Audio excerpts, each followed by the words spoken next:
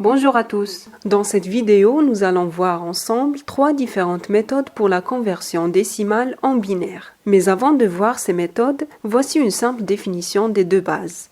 La base décimale qu'on utilise dans notre vie au quotidien est composée de 10 symboles, de 0 à 9. Et c'est seulement ces 10 symboles qui permettent de former tous les nombres possibles. C'est le même principe pour la base binaire, sauf que cette fois-ci, on n'utilise que 2 symboles, le 0 et le 1. Maintenant, je pense qu'on est prêt pour la conversion entre ces deux bases. Sans plus tarder, voici la première méthode. C'est la division par 2. Cette méthode est la traditionnelle. Ça consiste à effectuer une suite de divisions entières par 2, jusqu'à ce que le quotient soit égal à 1. Ensuite, on écrit le résultat partant de ce 1 jusqu'au premier reste de la division en passant par tous les autres restes. Avec un exemple, ça sera plus facile à comprendre. Supposons qu'on veut convertir le nombre 183 en binaire. La première chose qu'on va faire, c'est de diviser ce nombre par 2.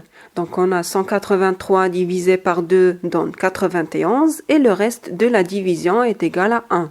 On va refaire la même opération avec le nouveau nombre. 91 divisé par 2 est égal à 45, le reste est 1. On continue les divisions par 2. 45 divisé par 2 donne 22 avec un reste égal à 1. 22 divisé par 2 égale à 11 et le reste est 0. 11 divisé par 2 égale à 5, le reste c'est 1. 5 divisé par 2 égale à 2, le reste est 1. 2 divisé par 2 égale à 1 et le reste est 0. On s'arrête donc au dernier 1 qui fera le début du nombre et on remonte au premier reste de la division, bien sûr en passant par tous les restes des divisions. 183 est donc égal à 1, 0, 1, 1, 0, 1, 1, 1 en base binaire. Cette méthode, comme toutes les autres d'ailleurs, marche pour n'importe quel nombre. Par exemple, si on veut convertir 2739 en binaire, on va effectuer une suite de divisions entières par 2 jusqu'au dernier 1, puis on remonte au reste de la toute première division en passant par tous les restes. Et on retrouve la représentation binaire du nombre 2739. C'était tout pour cette première technique, passons tout de suite à la deuxième. Attention, j'ai appelé cette méthode pair ou impair. C'est presque le même principe que la première technique, mais vu différemment. Pour mieux la comprendre, je vous l'explique par un exemple. Prenons notre 183, ou bien prenons un autre nombre pour mieux suivre. 237 par exemple. On va le placer plutôt à droite. Première chose, on le divise par 2. On prend le quotient tout en ignorant le reste de la division, qui peut être 0 ou 1. On fait la même chose jusqu'au dernier 1, donc 118 divisé par 2 c'est 59, 59 divisé par 2 c'est 29 et ainsi de suite jusqu'au dernier 1.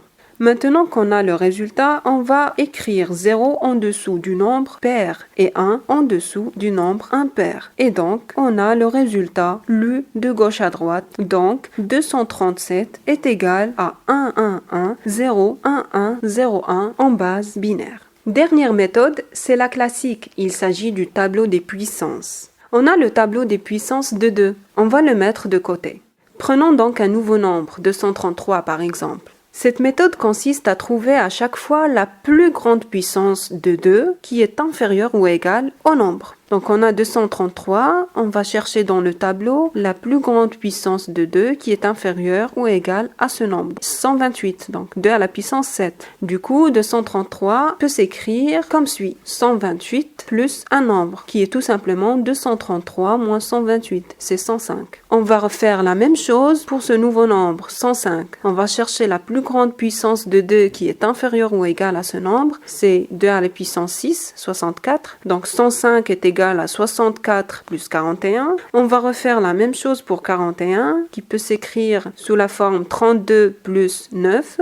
Même chose pour 9, c'est égal à 8, qui est 2 à la puissance 3, plus 1.